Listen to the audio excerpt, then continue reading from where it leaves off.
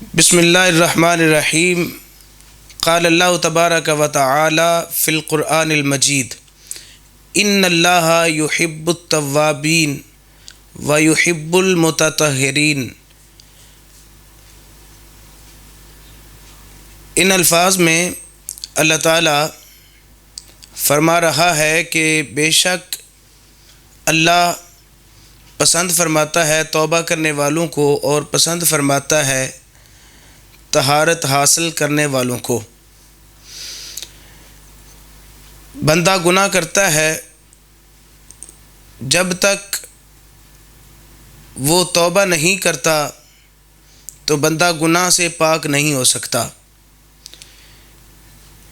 توبہ دو طرح سے ہے۔ اگر بندہ گناہ کرے یا نافرمانی کرے اللہ تعالیٰ کی تو پھر بندہ پہ توبہ واجب ہے کہ وہ اس گناہ سے توبہ کرے اور اس گناہ کو ترک کرنے کا، اس گناہ کو چھوڑنے کا عہد کرے، اپنے دل سے ندامت اختیار کرے۔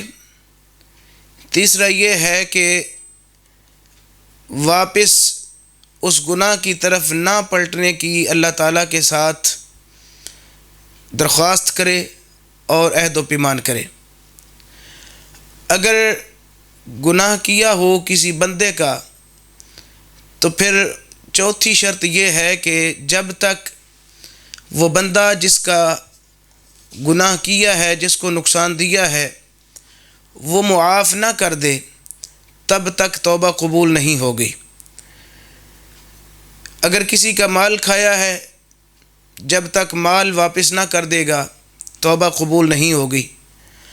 اگر کسی پر بہتان باندھا ہے، تہمت لگائی ہے، جب تک وہ تہمت زدہ، بہتان زدہ آدمی معاف نہ کر دے گا تب تک توبہ قبول نہ ہوگی۔ توبہ کرنے والے اللہ تعالیٰ کو بہت پسند ہیں، چنانچہ نبی رحمت صلی اللہ علیہ وسلم نے ارشاد فرمایا کہ میں روزانہ 70 مرتبہ توبہ کرتا ہوں، اے میرے امتیوں آپ بھی توبہ کیا کرو۔ اور ایک روایت میں آتا ہے کہ نبی پاک صلی اللہ علیہ وسلم نے فرمایا ایھا الناس توبوا الی اللہ واستغفروہ، اللہ تعالیٰ سے توبہ کیا کرو اور اللہ سے بخشش طلب کیا کرو۔ فإنی اتوب فی اليوم الیہ 100 مرہ او کما قال، فرمایا کہ میں 100 مرتبہ ہر روز اللہ تعالیٰ کے ہاں توبہ و استغفار کرتا ہوں۔ تو یہاں علماء فرماتے ہیں کہ توبہ کرنا صرف گناہ کرنے پر ہی واجب نہیں، بلکہ اگر گناہ ہو جائے تو بھی توبہ کی جائے، گناہ نہیں بھی ہوا تو پھر بھی توبہ کی جائے۔ کیوں؟ اللہ تعالیٰ سے ہم جتنی معافی مانگیں گے، جتنی بخشش طلب کریں گے، اللہ تعالیٰ ہمیں اتنا قرب اپنا عطا فرمائے گا۔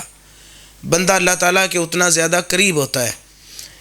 چنانچہ نبی رحمت صلی اللہ علیہ وسلم نے فرمایا کہ جب کوئی بندہ خدا اپنے رب کے ہاں توبہ استغفار کرتا ہے تو اللہ تعالیٰ کو بہت فرحت ملتی ہے، اللہ بہت خوش ہوتا ہے، اتنا زیادہ خوش ہوتا ہے کہ حضور نے فرمایا کہ مثال حضور نے بیان فرمائی جیسے کسی آدمی کی سواری گم جائے، سارا راشن کھانے پینے کا سامان اس سواری پہ ہو، بیابان ویرانے میں وہ سواری گم جائے، پانی بھی نہ مل رہا ہو، کھانا بھی نہ مل رہا ہو۔ نبی مکرم صلی اللہ علیہ وسلم نے فرمایا کہ بندہ سواری تلاش کر کر کے ویرانوں میں، جنگلوں میں جب تھک ہار کر کسی درخت کے ظل سایہ میں بیٹھ جائے، اچانک اس کی سواری اس کے سامنے کھڑی کر دی جائے تو وہ بندہ کتنا خوش ہوگا؟ یقیناً وہ آدمی بہت خوش ہوگا۔ حضور فرماتے ہیں کہ اس طرح اللہ تعالیٰ اس سواری ملنے والے بندے کی جس طرح خوشی ہوتی ہے، اللہ تعالیٰ کو ایسے خوشی ملتی ہے جب بندہ مومن، بندہ خدا اللہ تعالیٰ کے ہاں توبہ استغفار کرتا ہے۔ اور نبی پاک صلی اللہ علیہ وسلم نے فرمایا کہ توبہ کا دروازہ کبھی بھی بند نہیں ہوتا، ہر وقت توبہ کا دروازہ کھلا رہتا ہے۔ بے شک اللہ تعالیٰ توبہ کا دروازہ کھولے رکھتا ہے، ہر وقت کھلا ہوا ہے دروازہ۔ حضور نے فرمایا کہ قیامت کی گھڑی آنے سے پہلے پہلے یا پھر موت کے آنے سے پہلے پہلے بندہ توبہ کر لے تو اللہ تعالیٰ توبہ کو قبول فرماتا ہے۔ چنانچہ درۃ الناصحین سے ایک روایت میں پیش کرتا ہوں۔ روایت ہے کہ جبریل امین نبی اکرم صلی اللہ علیہ وسلم کی بارگاہ میں حاضر خدمت ہوئے، آ کر عرض کرتے ہیں کہ اے نبی خدا، اللہ فرما رہا ہے کہ آپ کا امتی مرنے سے 1 سال قبل توبہ کر لے، قبلت توبتہ، میں اس کی توبہ کو قبول فرماؤں گا۔ حضور صلی اللہ علیہ وسلم نے فرمایا السنۃ لامتی کثیرۃ، فرمایا کہ اے جبریل، میں اللہ تعالیٰ کا سپاس گزار ہوں، مگر یہ 1 سال کا عرصہ تو بہت زیادہ ہے۔ اگر میرے امتی کو مرنے سے 1 سال پہلے توبہ نصیب نہ ہو سکی تو پھر میرے امتی کا کیا بنے گا؟ تو جبریل امین فوراً اللہ تعالیٰ کی بارگاہ میں حاضر خدمت ہوئے، عرض کی کہ اے رب، تیرا محبوب فرما رہا ہے کہ 1 سال کا وقفہ بہت زیادہ ہے، اے اللہ کم کیجئے۔ پس اللہ تعالیٰ نے فرمایا جبریل جا کر محبوب سے کہیے من تاب من امتک قبل موتہ بشہر قبلت توبتہ، محبوب آپ کا امتی مرنے سے 1 ماہ پہلے توبہ کر لے تو میں پھر بھی توبہ قبول فرما لوں گا۔ جبریل امین نے آ کر یہ پیغام سنایا۔ حضور نے فرمایا الشہر لامتی کثیر لطلب المال وطول العمل، فرمایا کہ زندگی گزارنے کے لیے وہ حرص و ہوس میں مبتلا ہوگا میرا امتی، تو غفلت کے پردے چھائے ہوئے ہوں گے اس پر، یہ تو بہت زیادہ ہے 1 ماہ۔ اگر مرنے سے 1 ماہ پہلے میرا امتی توبہ نہ کر سکا تو جبریل میرے امتی کا کیا بنے گا؟ جبریل پھر دوبارہ ببارگاہ خدا حاضر ہوا، عرض کی کہ اے رب، محبوب عرض کر رہے ہیں کہ 1 ماہ کا عرصہ بھی بہت زیادہ ہے۔ تو جبریل کو اللہ تعالیٰ نے فرمایا محبوب سے جا کر عرض کیجئے محبوب رب فرما رہا ہے من تاب من امتک قبل موتہ بیوم قبلت توبتہ، آپ کا امتی مرنے سے 1 دن پہلے توبہ کر لے تو بھی اس کی توبہ کو قبول کیا جائے گا۔ جبریل کو فرمایا اے جبریل، اگر میرا امتی مرنے سے 1 دن پہلے توبہ نہ کر سکا تو میرے امتی کا کیا بنے گا؟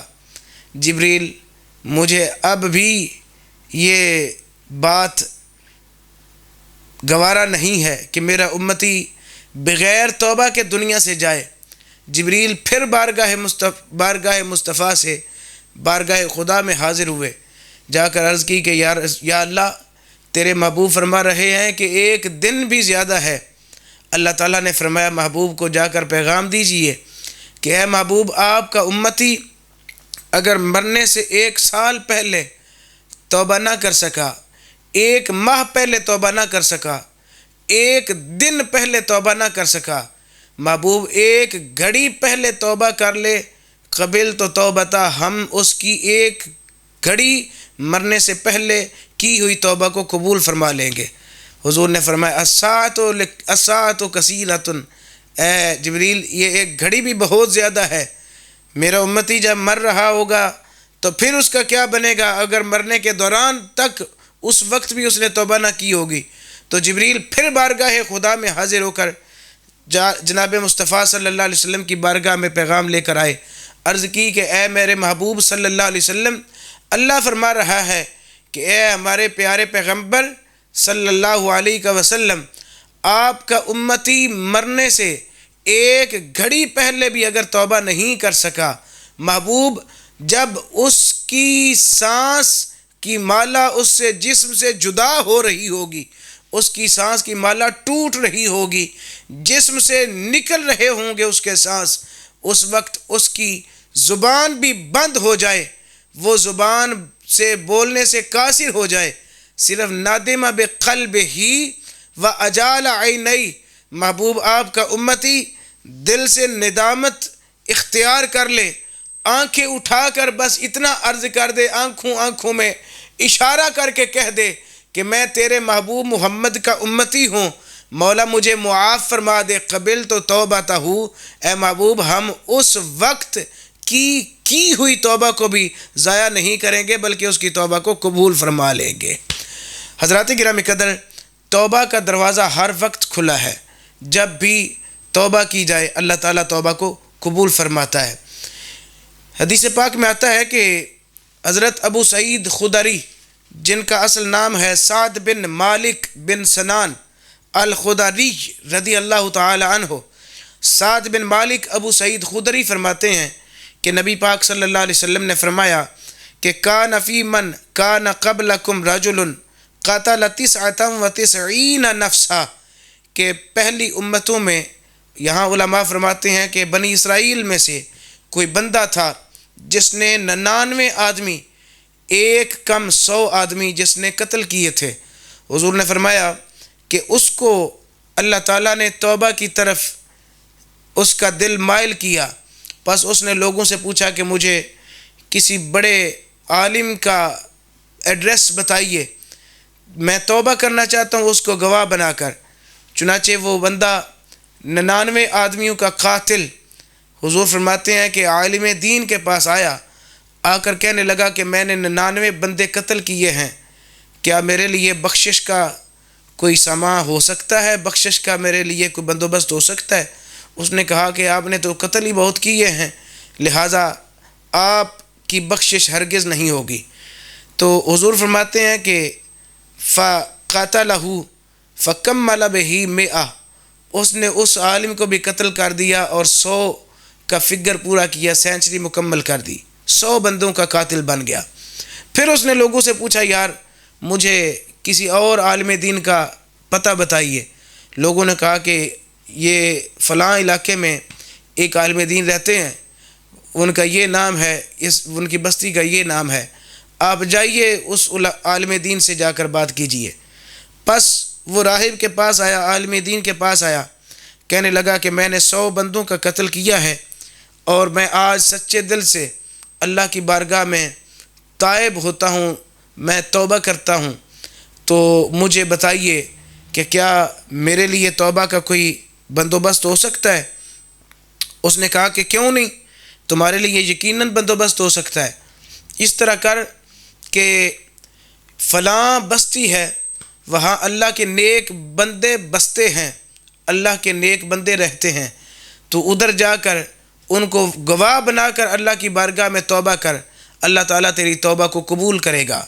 اور یاد رہے تو نے واپس پلٹنا نہیں، کیونکہ تیری جو بستی ہے ادھر نجس لوگ رہتے ہیں، بت پرست لوگ رہتے ہیں، مگر جدھر میں تمہیں بھیج رہا ہوں ادھر اللہ کے نیک بندے رہتے ہیں، اللہ تعالیٰ کے برگزیدہ بندے رہتے ہیں، لہٰذا تو ان کے پاس ہی رہنا اور اللہ تعالیٰ کی خوب عبادت کرنا، اللہ سے رو رو کر جا کے دعائیں کرنا، منتیں کرنا، سماجتیں کرنا، توبہ کرنا، اللہ تعالیٰ تیری توبہ کو قبول کرے گا۔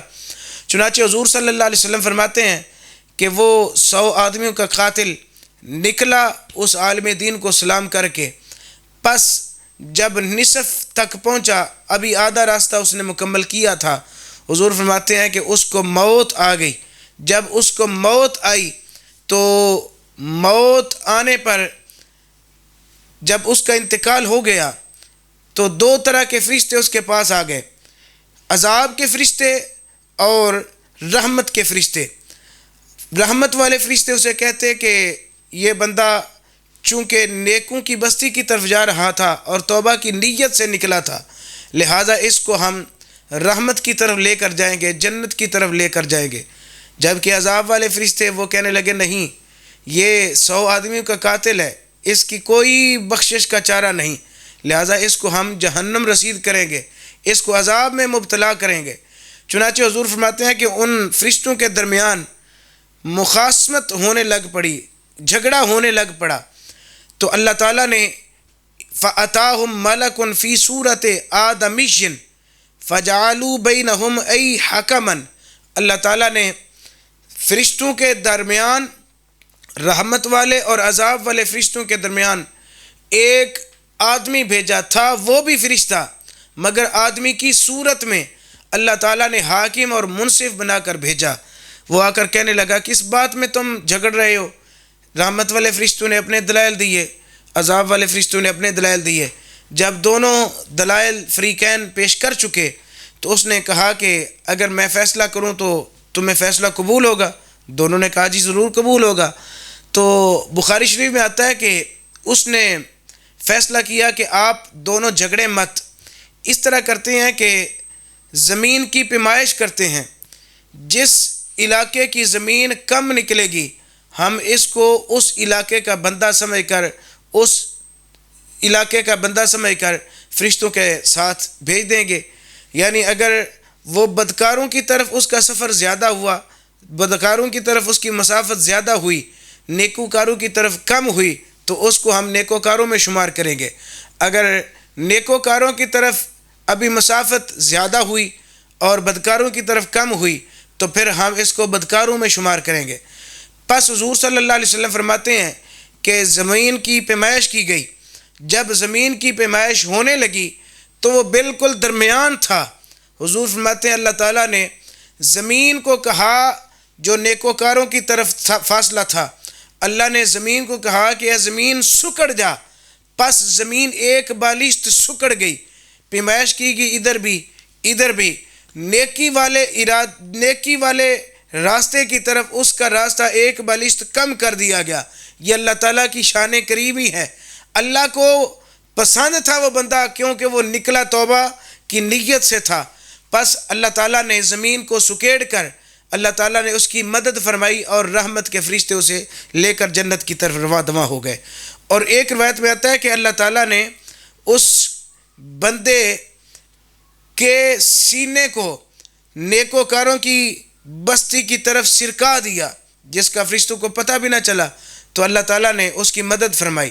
یعنی اللہ تعالیٰ کو وہ بندہ بہت پسند ہے جو بندہ اللہ کی بارگاہ میں توبہ کرتا ہے۔ حضور فرماتے ہیں کہ ہر رات توبہ کیا کرو، ہر دن توبہ کیا کرو، کیونکہ توبہ کرنے والے کے ساتھ اللہ تعالیٰ بہت پیار فرماتا ہے۔ اللہ تعالیٰ ہمیں حقیقی معنوں میں سچی اور توبۃ النصوح کرنے کی توفیق عطا فرمائے۔ وما توفیقی الا باللہ العلی۔